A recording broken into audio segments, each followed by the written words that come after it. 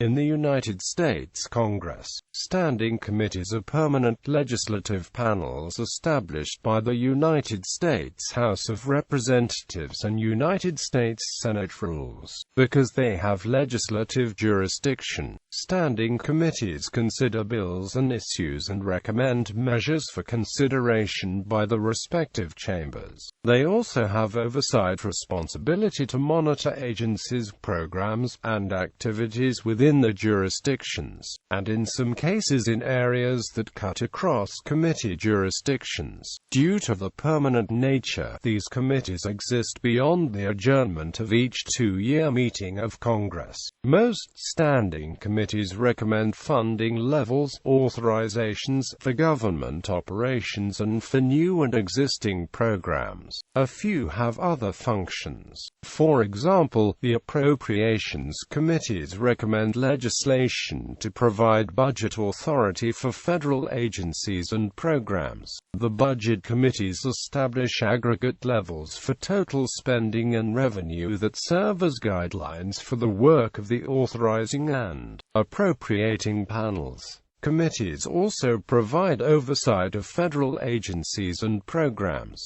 The Legislative Reorganization Act of 1946 greatly reduced the number of committees. The membership of each committee is adopted at the beginning of each Congress, usually by adoption of a formal resolution. Each committee is assigned its own staff to assist with its legislative, investigative, and research functions. Several committees divide the work into subunits called subcommittees. The Senate currently has 16 standing committees and 4 permanent selective special committees. The House has 19 standing committees and 3 permanent select committees.